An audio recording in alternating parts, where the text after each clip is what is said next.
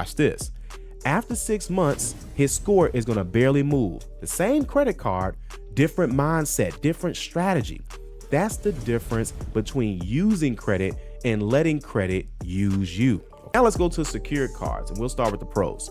You get immediate access to your credit line. Number 2, it's going to help you establish revolving history. And number 3, it works great when you use it correctly, which is of course paying on time, putting it on auto pay, and using less than 10%. Now, here are the cons.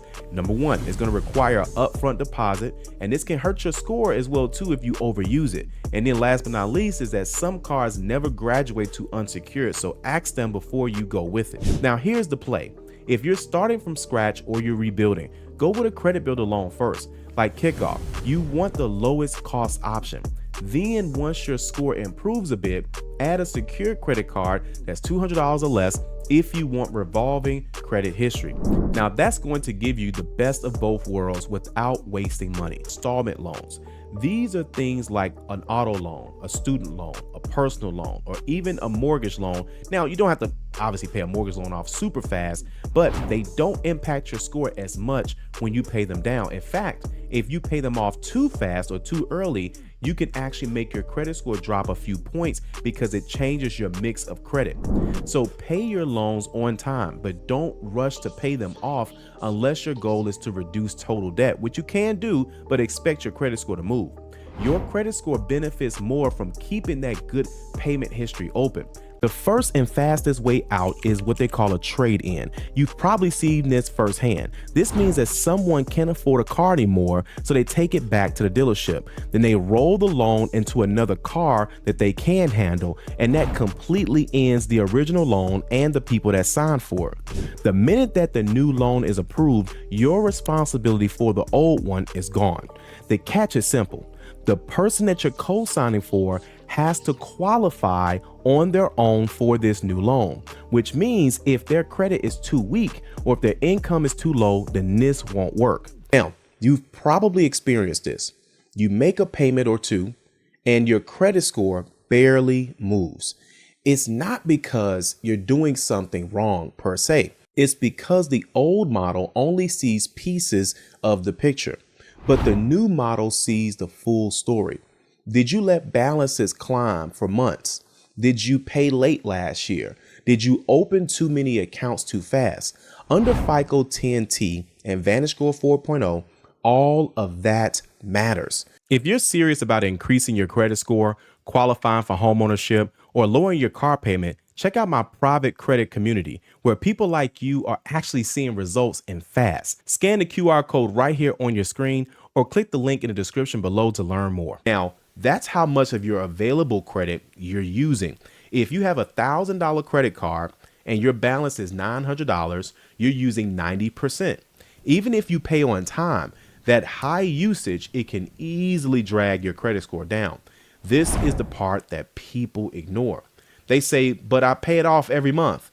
Don't get me wrong. That's good because you obviously have debt and you're paying the debt off.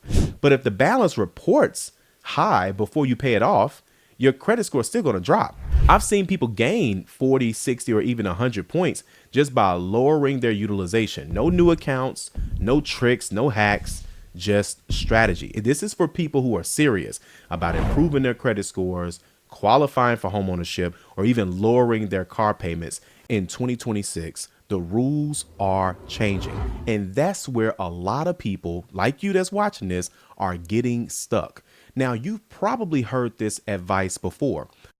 Always pay your collections. Or you probably heard the opposite. Never pay your collections, okay? Just let them fall off. Now, no matter which side you're on, both can sound confident, but sometimes it can be wrong depending on your situation. Now, let's talk about the upgrade path because this is where things get interesting. Amazon doesn't just keep you with a secured credit card forever. After about 12 months, of good payment history, Synchrony may graduate your account to an unsecured credit card, which means they'll also refund your deposit that you gave to them as well. But here's the hidden benefit that means having a secured credit card with Amazon is going to open up the doors to other Synchrony products like a PayPal credit card, Care Credit, and other store cards like Lowe's or Sam's Club, because now you're in their ecosystem. They all use similar internal scoring systems. So in a sense, this one Amazon card could be your entry point into a full credit ecosystem. That's like getting a free savings refund for just doing the right thing. Then you can also move into their Discover It Cashback card, which gives you 5% cash back on rotating categories and unlimited 1% on everything else. And the best part, you've proven already to Discover, so your approvals are going to be much easier. That's how people go from a $200 secured card to thousands in available credit over time. Here's why this matters so much. If your goal is to, let's say, buy a home, or finance a car, or start building business credit later down the line, you need personal credit to be strong first. Now, here's the other part that a lot of people, they either miss it or they don't realize. You don't always have to pay your balance in full to benefit from utilization. Strategic utilization is keeping some of the balance, but not too much. It can actually help your credit score by showing responsible usage. But going overboard, right, going over that 30% or even maxing out your credit cards is going to be the fastest way to drop hundreds of points, and a lot of people don't realize it. There are some people right now, maybe even watching this, that's constantly disputing things when you need to be focused on bringing down your credit card balances. You want to check your utilization at the statement closing date, not just the payment time. Spread balances across your credit cards instead of maxing out one card. Now let's talk about the pros and cons of both so you can make the best choice for what's going to work best for you. First is going to be credit builder loans. Let's go into the pros, okay? Number one is going to be it reports positive payment history every single month. Number two, there's no credit check required. Number three is going to build your savings automatically. And number four, usually it's cheaper than secured credit cards because they're going to ask for money up front. Now let's go into the cons. You don't immediately get spending power. That's number one. Number two, you have to complete the loan to access your funds. Some people don't like that. Now, Tina has a 520 credit score. She just got her Discover secured credit card. She uses it for gas once a week and she pays it off right away. After 6 months, her credit score increases until the high 600s because she built trust within the system. Now, Marcus, on the other hand, he has the exact same credit card, but he's swiping it everywhere. He's paying late and he's keeping high balances. Now, what do you think is going to happen with him? Being a cosigner means that the bank is going to treat you as if you bought the car or if whatever you signed for was in your name. Your credit score, your utilization, your debt to income, everything that's tied to that loan. And even if the other person is late, even one time, your credit score is going to take a hit. That's why getting removed matters and why people get stuck. 30-day late payment from last month is a big deal. That same late payment from 4 years ago, though, is going to be much quieter. Same item, very different impact. This is what people mean when they talk about credit aging. Now, credit aging doesn't remove the item, okay? It reduces the weight. Think of it like a bruise. The one day that you get hurt, it's going to hurt bad when it first happened, but weeks later, it's still there, but it doesn't hurt the same way.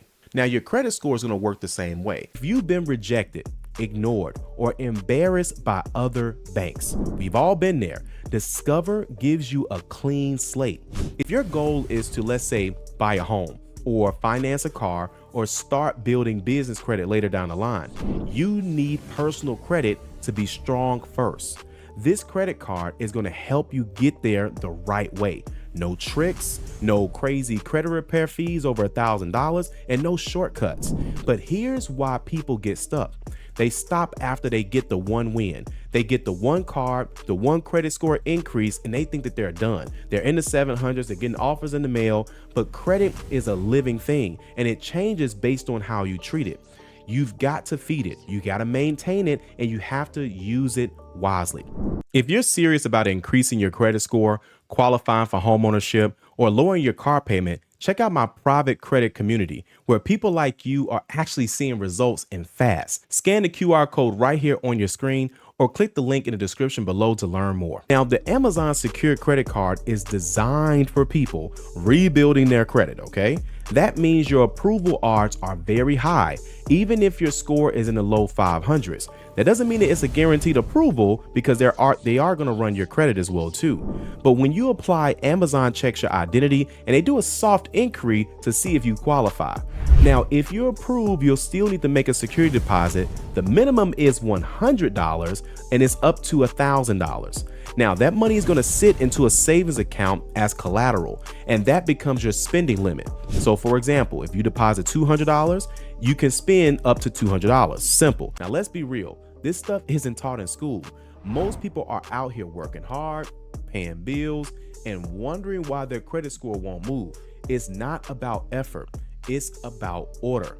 When you know the right order, you start to win. And the best part is, once your credit score starts to improve, more doors are going to open. Things like better interest rates, more approvals, more confidence when applying for what you need. So don't chase perfection, chase progress. Focus on the areas that have the most weight.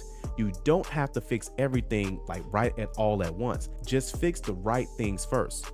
Next, I want you guys to comment below and tell me, what's one balance you're thinking about paying off first? If your scores are still low, it's better that you build before you borrow. That way you can get better terms, because if you just take out a loan too soon, you'll just end up refinancing it later, or worse, getting stuck with a payment that drains your cash flow. If your credit score is low, focus on credit cards first. Secure it if necessary.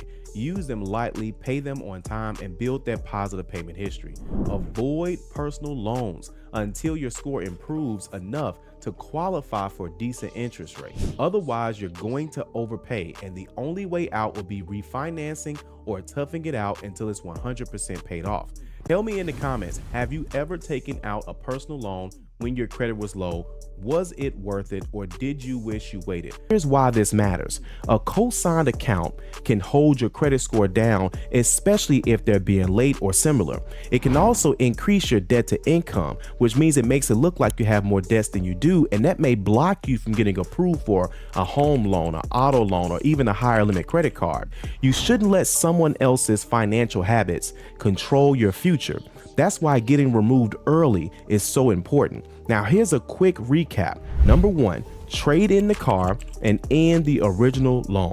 Number two, refinance the vehicle into the other person's name only. Number three, request an early cosigner release if the lender or financial institution offers it. These are simple steps, but execution takes timing and the right conversations. Your credit score isn't just about paying off debts.